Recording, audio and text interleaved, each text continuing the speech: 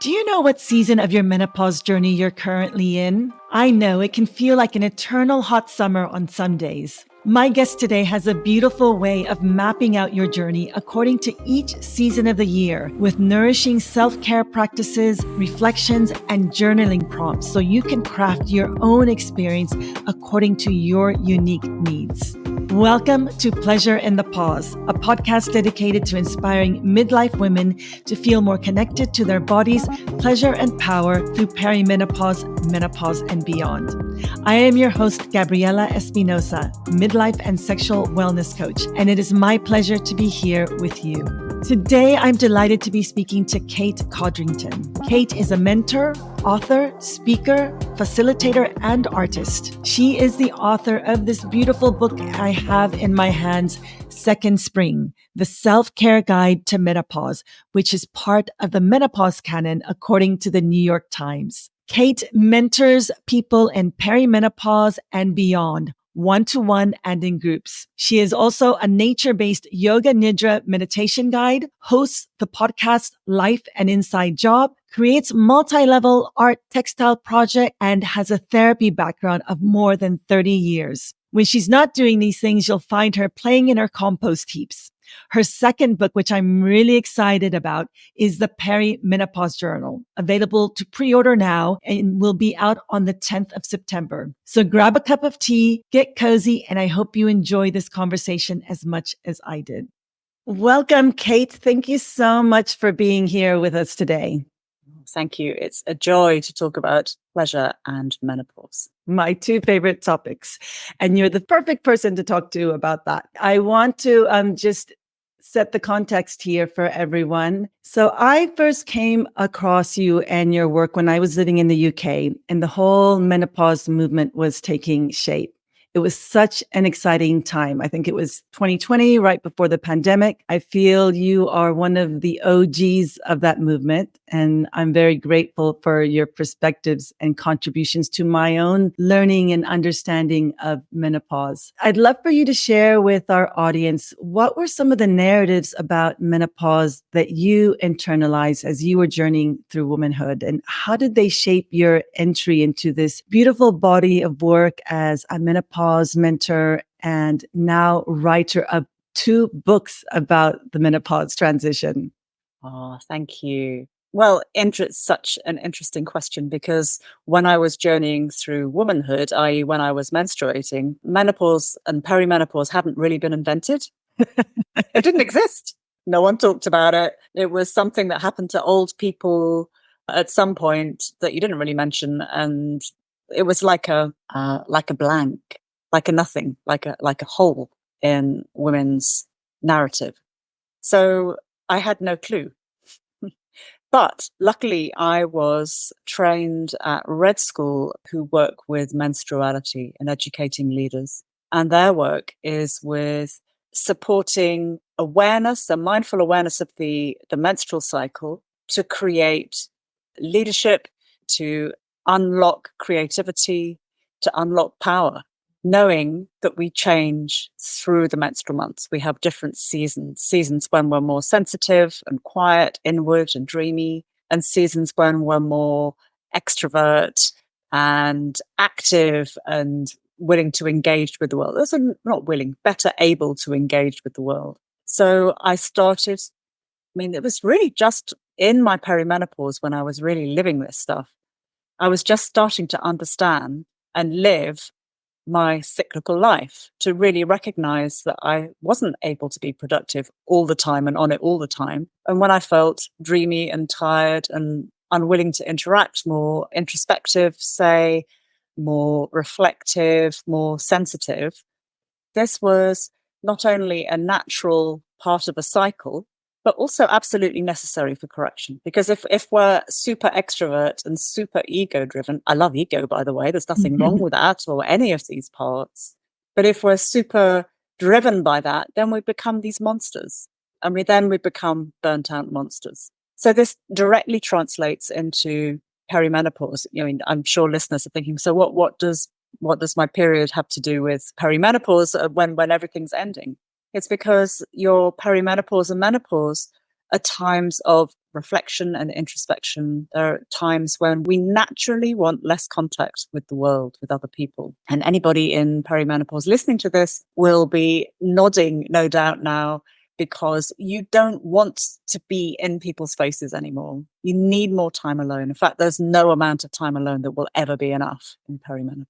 So I didn't really have a cultural message given to me, but through my education, what I started to understand was that this natural falling back into ourselves, this natural kind of dreaminess, natural withdrawal from the world is actually so healthy and so helpful, because from this quieter, more introspective time, we can then emerge into our post-menopause, our second spring, well rested and with more and better resourced, essentially, to then go back out into the world in our 50s and 60s.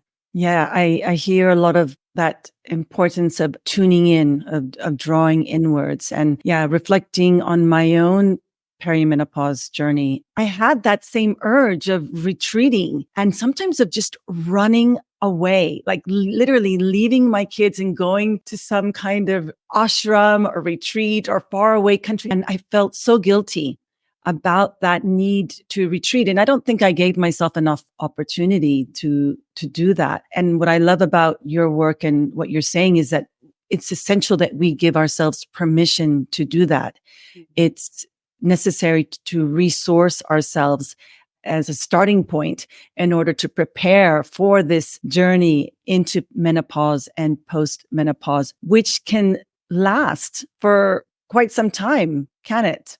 It's going to go on for a while. Yeah, I mean, jury's out as to how long, which is completely infuriating because, as I'm sure is true for you, the number one question for my clients is, how long?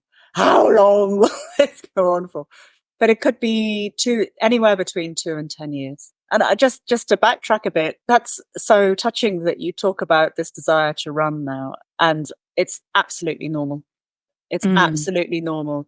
So many people say this. And while we can't necessarily move to the ashram or run for the hills, we can break it down into, in the same ways as you talk about small pleasures, we can break it down into small breaks where we can give ourselves time out in the day, whether with a cup of tea or a breath or a bath or whatever it is, just time, little bites of time away to really sink into ourselves. Because the cost is, if we don't, then you're going to lose it. Absolutely. Absolutely. And I'm sure you've heard stories. I've heard stories. I've experienced losing it. I think that sometimes when we move into perimenopause, as you explained, we move into it unexpectedly, even though there's more talk about it now. It does come out of nowhere. I don't know if you can be absolutely ready for it. Maybe you can by normalizing conversations around it and following some of the self-care practices that you advocate for. But how can we truly be ready for perimenopause? Yeah, partly is a factual solution. So if in the UK, and I think probably in the US too, the average age for menopause, let's define terms actually. Menopause is a year after your period stop. Everything else where you're experiencing symptoms is perimenopause. So most of it is perimenopause. There's a tiny bit of menopause, and then the rest is post-menopause. Okay, so that's really where we are. If the average age for menopause, so a year since your last period, is 51, if that's the average age, then menopause might be anywhere between 45 and 55. If perimenopause, i.e. the time when you're experiencing symptoms, could be 2 to 10 years before that, before 45, then you might be experiencing perimenopause at 35, highly likely at 40. And this is much earlier than we expect because we think, oh, menopause happens at 50, so I shouldn't be experiencing anything until then. Whereas perimenopause, the time where the symptoms can happen for quite a long time before that. So really interesting to know. There are also variations depending on which sort of heritage that you come from that can bring that earlier into your 30s. So knowing that, and people say, oh, I had this really early menopause at 43. And I think, well, actually, that's kind of pretty much within the range. It's only a little bit earlier than the average range. So knowing that is helpful to know what to expect. And to really prepare for your perimenopause, pay attention to your premenstrual phase. So perimenopause is an autumnal time. If you think about the leaves falling, the need to go inwards, with structure being revealed on the trees, the same thing happens in your premenstrual time. So learning to manage yourself in your premenstruum is really helpful. Noticing what triggers you and what soothes you will give you really brilliant keys into your perimenopause, as well as making half your life a lot easier. It's win-win. And you have, to prepare us, a beautiful new book out, the Perimenopause Journal, which I'm really excited to talk to you about. But can we go back to your first book, which I have here, The Second Spring, which came out in 2022, Second Spring, the Self-Care Guide to Menopause. It's since its publication, it's been included in the New York Times menopause canon, recommended as a must read to help you navigate the menopause transition. And I have to agree, it's a beautiful roadmap for anyone wanting to understand what I call this inner work of menopause, the psycho-emotional experience of menopause, which I appreciate because there's so much focus on the physical symptoms, which you've pointed out, which we have to pay attention to. But I sometimes feel we bypass the deeper exploration of who we're becoming on the inside. And I know you talk a lot about this. The book is filled with personal anecdotes and practical exercises and journaling prompts to encourage this inner reflection. I'd love for you to talk about how the idea for your book, Second Spring, was born. Well, I hold a community of very ordinary, extraordinary women. And there was something about what they were reporting which was different to this narrative of catastrophe and fear. And it's not that they're very unusual people. It's not that they're not experiencing physical stuff. It's just that they are curious about what's going on. I think the thing that unites them is that they're interested and they're curious. They probably have a person, they're interested in personal growth, they're interested in mindset, they're interested in health. And what seemed to happen was by listening to their bodies, so really listening to the symptoms, by following what their hot flushes seemed to need, by following the rhythm of the ache of their joints, they were able to find meaning and purpose and focus and find their path through menopause. It does, and it did, and still does, just bust my heart open, the courage and the beauty of the vulnerability of the people in my community. And this is in very marked contrast to the mainstream narrative, which is of fear and panic, and make it stop and make it go away, and I'm falling apart. Not that these people didn't feel that they were falling apart, but that there was a purpose. But they came to see over time that there was a purpose to it. And I just knew that menopause was having a moment, and I could feel it coming. It was like a wave behind me. And I'm not really a very driven person. I'm not very good at confronting difficulty. I tend to think, oh, well, that's too hard. I'll go home and read a book, have a cup of tea instead. But with this book, I was completely driven, and I could feel this wave of shift that I was surfing on that was moving me forwards. And I just felt without any shadow of a doubt that this narrative needed to be in the public consciousness as well. And I can't do a surfing metaphor because I don't know anything about surfing, but the ocean seemed to open up to me to encourage this. I'm a therapist type person. I don't have a huge following. I don't have a publishing background or anything. So it's very unusual for someone like me to get a book deal like that. And there was just seemed to be this wave of coincidence and serendipity that allowed the book to come through and be out there on the bookshelves and accessible, so that people can know that they're not broken, that it's not that menopause and perimenopause is not a hormone deficiency. It's not that you're deficient. It's really that the world does not allow space for us to care for ourselves. And it's a feminist issue. It really is a feminist issue, because a lot of the difficulty we're facing in our bodies is because We've been feeling that we're not enough for so many years and constantly proving that we're enough, constantly overworking, constantly bearing all the emotional labor in the house and working a job and doing all the caring work and holding everything together and having a nice shiny face and a smile. Mm-hmm. And, the definition of feminine pretty much is being constantly available. And if you do that without resting, and you said yourself how guilty one feels for resting, if you do that over 40, 45 years, when you hit a time of hormonal sensitivity, you're going to be in pain. So it's not that you're broken, it's the system that's broken. It's a feminine issue. So you feel the symptoms are an expression of that? Yeah. Of how much if you drive the car, if you drive the car at 100 miles an hour for 40 years, bits are going to fall off. It's not that deep, We've normalized the way that we live. We've normalized that we have endless messages all the time and 50,000 things to remember. And when we drop a plate, when we forget something, it's a catastrophe because we're broken. We've just normalized this, and we're not meant to live like this. It's so interesting because I know, as you mentioned, right, the current narrative is around, okay, the physical symptoms and finding a quick fix solution for them. And as I mentioned earlier, I feel this bypasses this inner work that we need to do, this inner reflection of what are our symptoms really telling us.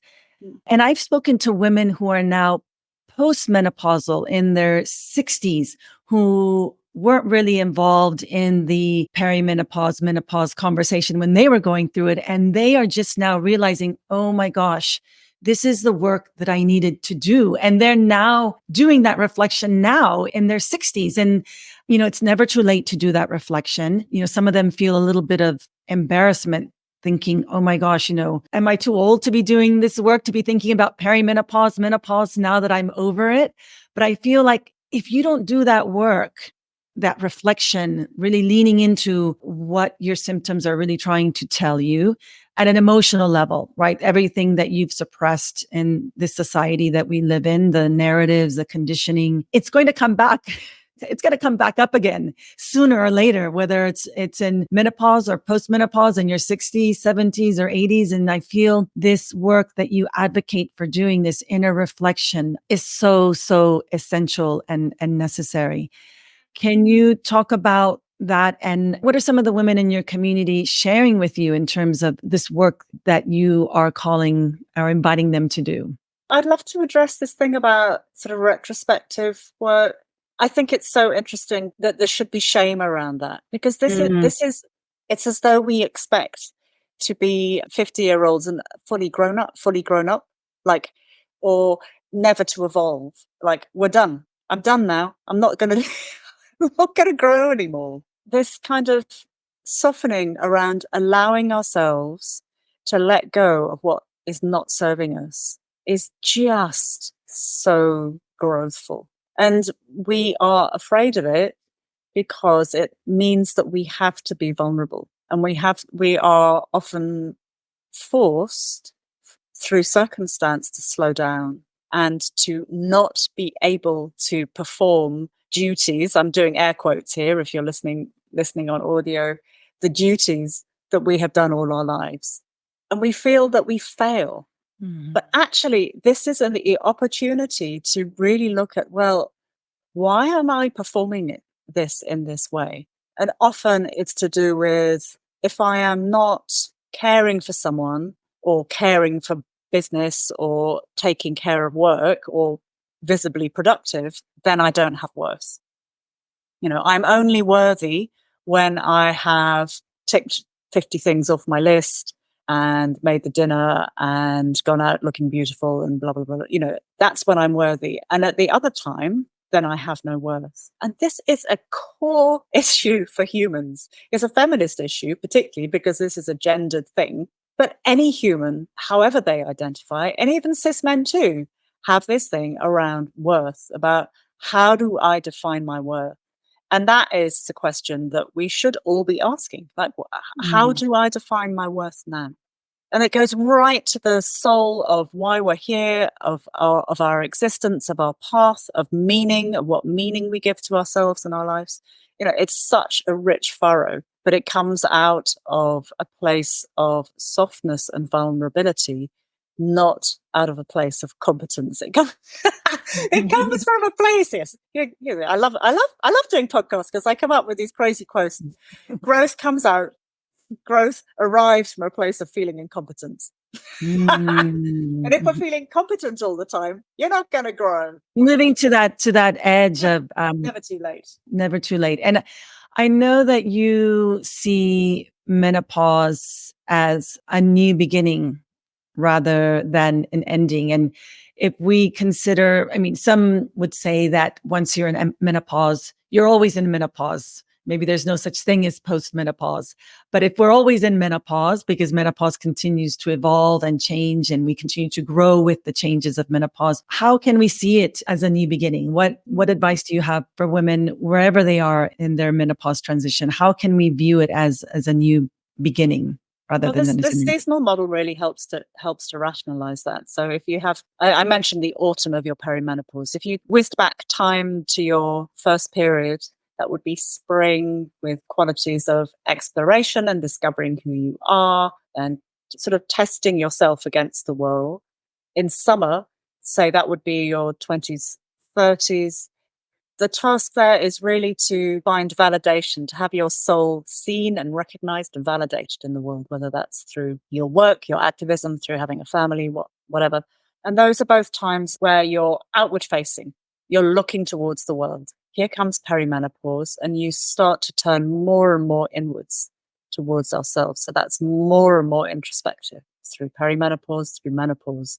And there's a winter in menopause where the requirement is to rest and surrender to the process. Oh, you know how easy it is to surrender, right? Never surrender! All these war metaphors that politicians use. So in a winter, and then there is a spring. So with these seasons, what we're talking about is the soul's desire. So thinking about people post-menopause, there's often a desire to take up pottery, to end their relationships and start something new, or to start wearing different kinds of clothes. And a soul's desire. So this may not be something that people are able to follow through. So I get a lot of flack, oh, bloody hell, Kate, you Pollyanna, I'm postmenopausal and I feel terrible. What are you going on about, woman? And it's not that this is always accessible. It's about the soul's desire to come out and explore the world again. So inquiries like, what does it mean for me to be a postmenopausal woman? Like, how do I do this? Seeing as it's feared and hate, aging women, please bring on the Witch of the East, right? Everybody is terrified of an aging female body. So how can I, at the moment, being in this body full of desire, full of pleasure, full of creativity, full of fear and incompetence and vulnerability, how can I meet the world as myself now? I mean, I think that's a great question, something I ask myself very often. And it comes into a summer. And if you think about this, women in their kind of mid to late 60s, and they get a bit feisty. I'm thinking about when Lily Tomlin and Jane Fonda started to really get in their groove. They were in their 60s.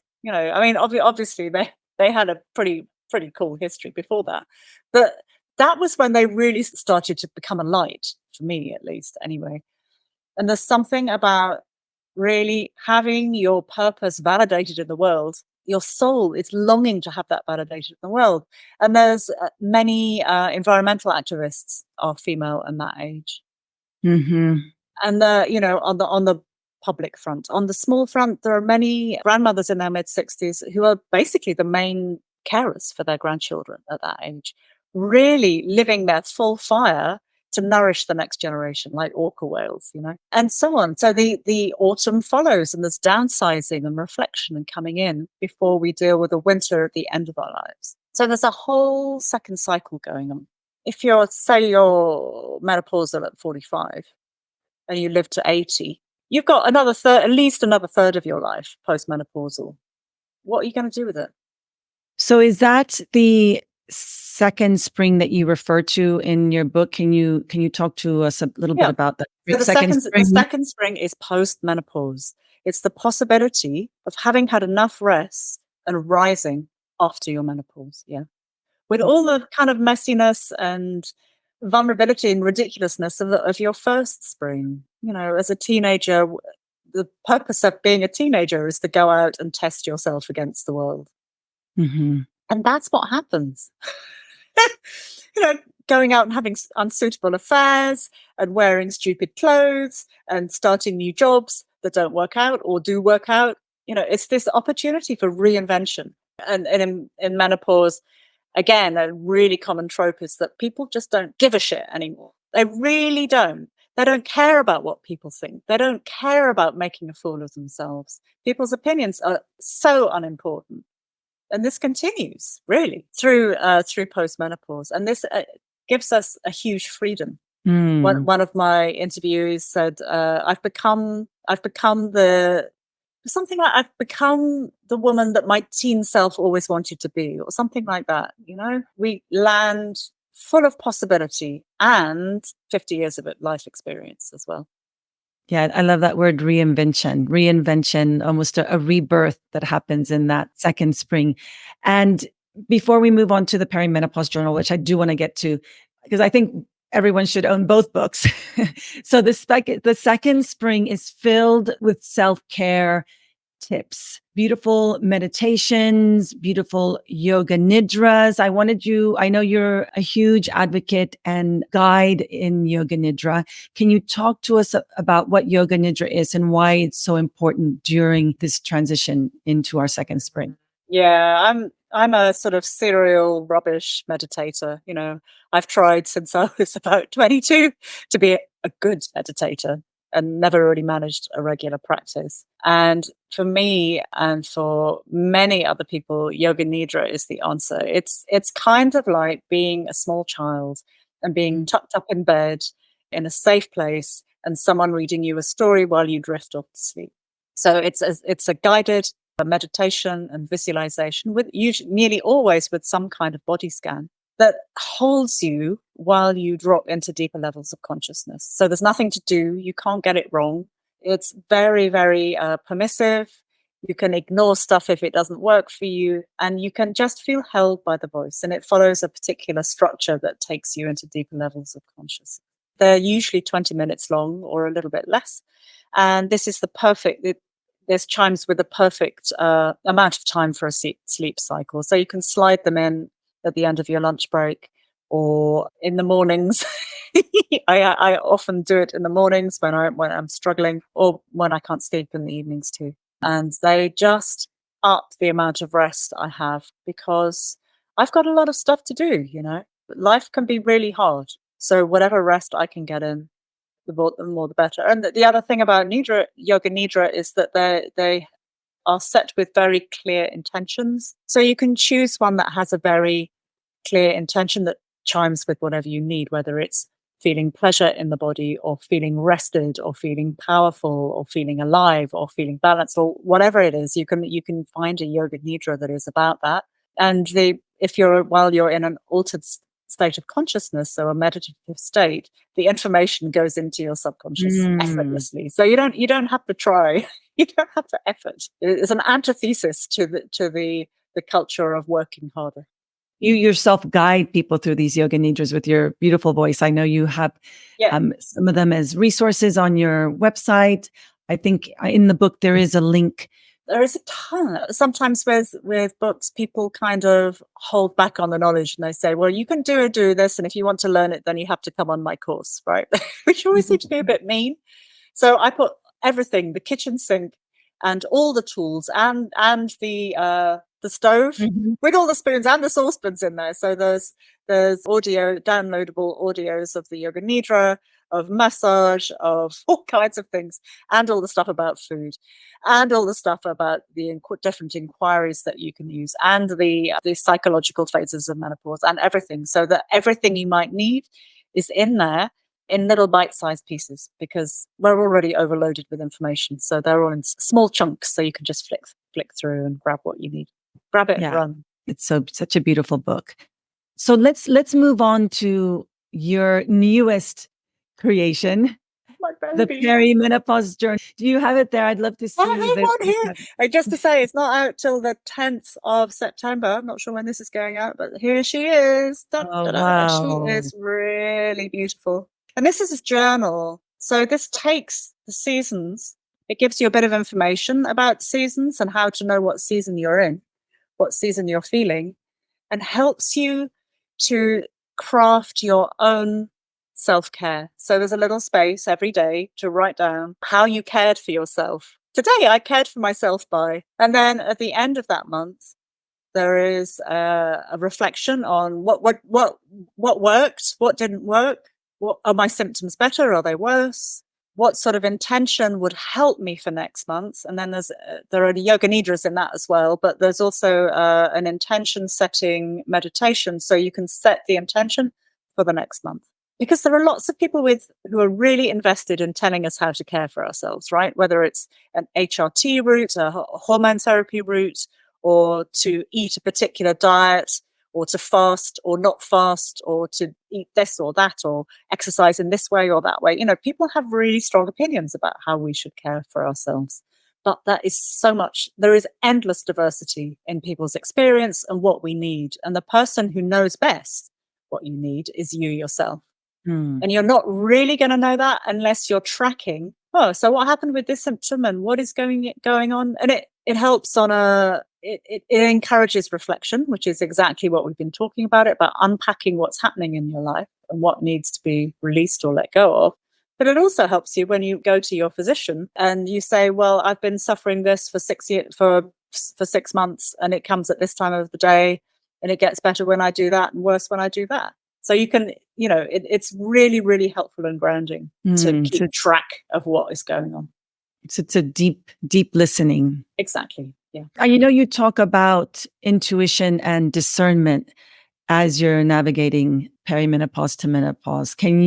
I feel like what you're talking about is a lot about that. Not so much about self-diagnosing, but really listening in and tuning into our deeper inner wisdom when it comes to understanding what we're feeling in terms of how our symptoms express themselves. Can you talk a little bit how we develop that skill of intuition and discernment and the difference between the two?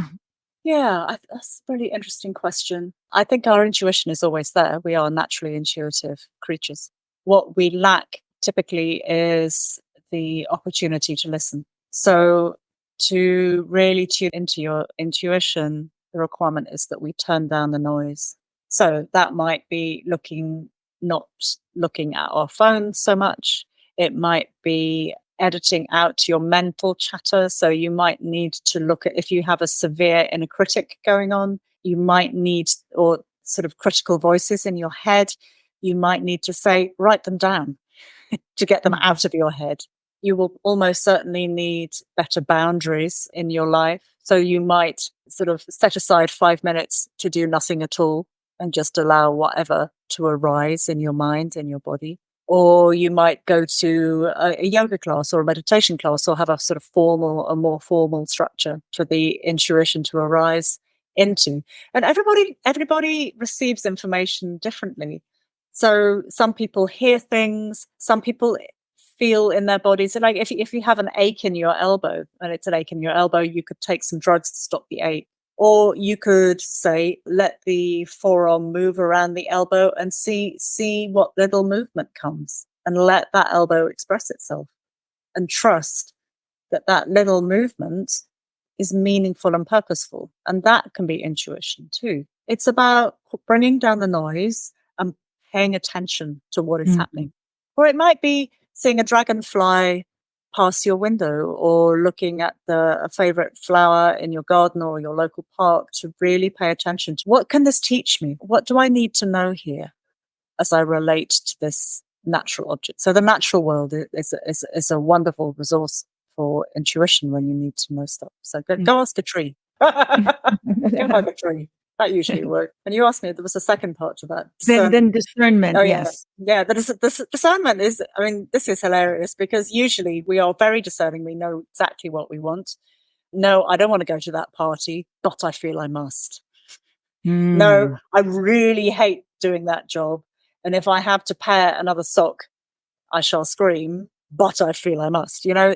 So the discernment is right there for in plain eyes, except that we bury it in shoulds and oughts. You know, in my conversation with Carly Mountain, she was saying this discernment or this knowing what we don't want. Like, I don't want this or I don't want that, right? Like what you just said can be a very powerful portal for understanding what we do want, our deepest desires. Mm. And so I love that you talk about discernment in that way, because I agree with that. I think when we can focus so much on what we don't want, but what is it that you really, truly, deeply want? Mm. And a lot of us don't know that answer. Yeah. Mm. We Yeah, have trouble. and that's fine too. You know, that I think a big part of growth and very intensely in perimenopause and menopause is this not knowing. Mm-hmm. And it's a spiritual skill that we're learning, a growth edge, to sit with the not knowing. So if you're feeling that you don't know what you want, and you don't know who you are, and you don't know where you're going, then you're right on the money. You're exactly where you should be, because every destination grows out of this place of not knowing. And yeah, it's really uncomfortable. It's horrible. There isn't any room for this not knowing culturally, because of course we have to be busy and have a goal and a fitness goal and a this goal and a, you know, all that stuff. But actually, true creativity and true living comes from not knowing. I think I heard you talk about there are four main areas that can impact us during our menopause, our perimenopause phase. And I think you bring this up in the perimenopause journal. What are those four main areas? There's different sort of phases, psychological phases through perimenopause and menopause. And the first one is where it hurts. Mhm. You're going, what? What? I can't believe what's happening. And there is a sort of aversion to what's going on. That's a very polite way of putting it. There is something of an aversion to what's happening in your system. The requirement in this phase is to slow down. It's exactly what we've been talking about for the last half hour. It's to slow down and pay attention and to notice what's happening, to notice the aversion, to notice what we are feeling that we don't want to feel, to pay attention to the difficulty, to pay attention to the challenge here. That's called separation. The next phase is surrender. And this is the phase where we really greet and meet the difficulty. So it's can be fleeting, and we go in and out of this. This is an archetypal map. So we will be flipping in and out of these phases all the time. But there is a strong element of surrendering to difficulty, of looking the devil in the eye, of really facing ourselves, of facing our fallibility, of facing our difficulty, and facing our strengths too, and how we have not been met in our lives, how we have not been held, and starting to develop ways of holding ourselves, of soothing ourselves. And that's really the surrender part. And the main requirement in this surrender part is rest, rest and nourishment of all kinds. So that's food, peace. And people do rest in different ways. It might be coloring or chatting with friends or yoga nidra or naps or taking time off or whatever. But it's whatever nourishes us that really helps with surrender. And the next phase is called emergence. And this is where we start. The main task here is where we start, where we learn to receive and contain what we have received. So there's this process of nourishing and filling up. But of course, if you're female, then our tendency, what we've been taught to do, is to give it away immediately. Oh, I have enough energy now, so I'm going to rush out and to start a new job, or to run around outside and go to loads of parties, or create a new project, or help my friend, or whatever it is. And the challenge is to allow ourselves to receive and to hold our energy for ourselves. And I think that's an ongoing process, because we're so conditioned to give it away all the time. Exactly. I mean, can you imagine a world where we receive and receive and receive, and then cook a lovely meal for ourselves? Or I've received so much, I'm going to lie down and take a long bath. I mean, it seems off the scale, doesn't it? It seems absolutely unimaginable. But I think But cis men don't have this problem. I think they are pretty good at receiving and then containing that energy and using it for themselves because they've been trained to do that. So why not train our daughters and our nieces to hold that energy for themselves and use it for their own good? Yeah, I think it's a beautiful entry point into pleasure, which I want to make sure I talk to you about. That, yeah, this you mentioned we give so much of ourselves away. I feel like we give so much of our pleasure away. We don't allow ourselves to receive pleasure. So much points back to that sense of worthiness that you talked about at the beginning. What am I worthy of receiving? And yeah, I'd love to ask you, what does pleasure mean to you, Kate? I think it translates to presence for me. Where I can be present, particularly in my senses, there is pleasure. So my deep pleasure currently, like really, oh, truly, oh, in my current life, is following a line. is withdrawing and following the line to see what happens, and being deeply in the process of withdrawing, becoming. That's where my deep pleasure is. And or a story becoming. I just wrote my first fiction piece the other day, which was terrifying and delightful. And it's always, the pleasure is always in the not knowing and the following and the being present to the feelings. So that might be, so being present to whatever I'm eating or how I'm touching myself or choosing the clothes that I'm wearing. I mean, it could be anything, really anything at all. Beautiful. I know that you guide people into pleasure through your Yoga Nidra practices. You very generously have contributed a Yoga Nidra practice for my upcoming course, Pleasure Upgrade, which I'm so grateful for. Can you just talk to us about what people can expect when they experience this Yoga Nidra for pleasure? Yeah, it's 20 minutes long. And you lie down and the first thing is to get really comfy. And we're used to feeling, oh, this is good enough. So the first invitation is to really spend some time getting the right kind of cushion or stopping the audio to go and get your favorite socks, the right kind of socks, and to remember to turn off the notifications on your phone so you can feel, I guess it's safe enough to rest. I think that's a good way of framing it.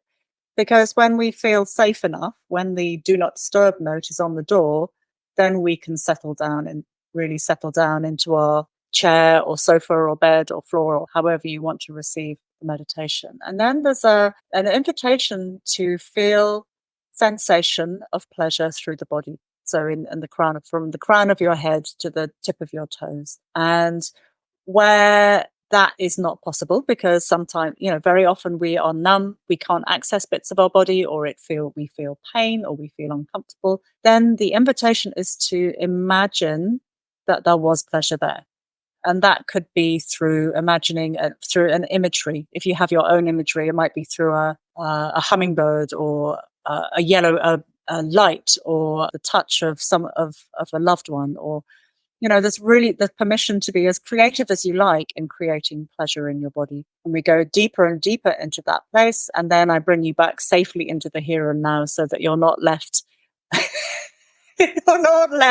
adrift in some strange place, so that you can come back and feel grounded into your day. Beautiful. Oh, I can't wait to share it with everyone. Thank you so much for that. So show us once again this beautiful new book that is being birthed. When you said September, right? Yeah, September 10th. And it's available to pre-order now in the UK and the US and Canada on Amazon and independent booksellers. There it is. It's called The Perimenopause Journal. And it can be started any point of the year. Anytime, yeah. There's no date in it, so it's 52 weeks worth of journaling, but you can start anytime. Taking people through all the phases of perimenopause, which you just explained. Absolutely. Yeah. And really allowing people to, reflect on their symptoms and do this beautiful inner reflection of what it is their symptoms are trying to express. And then stepping into pleasure, right? Stepping into pleasure and joy. That's always possible on the other side, right? And while you're in the process of the challenge, challenges that perimenopause bring, the pleasure is always possible there too. So it's a both and, not either or. Absolutely. I agree 100%. Thank you so much for the gifts of perimenopause and menopause that you offer us. You are an inspiration, Kate, you've been such an inspiration in my own menopause journey. And I am just so grateful that you have joined us today all the way from the UK. And I hope listeners will take with them your wisdom and apply them into their own perimenopause and menopause journeys. Thank you so much for being here with us today. Oh, it's been an absolute joy. Thank you for inviting me, Gabriella. I hope you enjoyed this episode of Pleasure in the Pause. Want to help me spread more pleasure in the world? Hit the share episode button and send it to a friend, or post it on your Instagram stories and tag me, Gabriella Espinosa. And if you really love this podcast, please leave a rating or review, as this helps the show get in front of new listeners. Finally, if you would like to access even more pleasure and stay in touch, sign up for my free pleasure upgrade bundle of powerful mind-body practices by going to pleasureinthepause.com. Remember, your pleasure matters.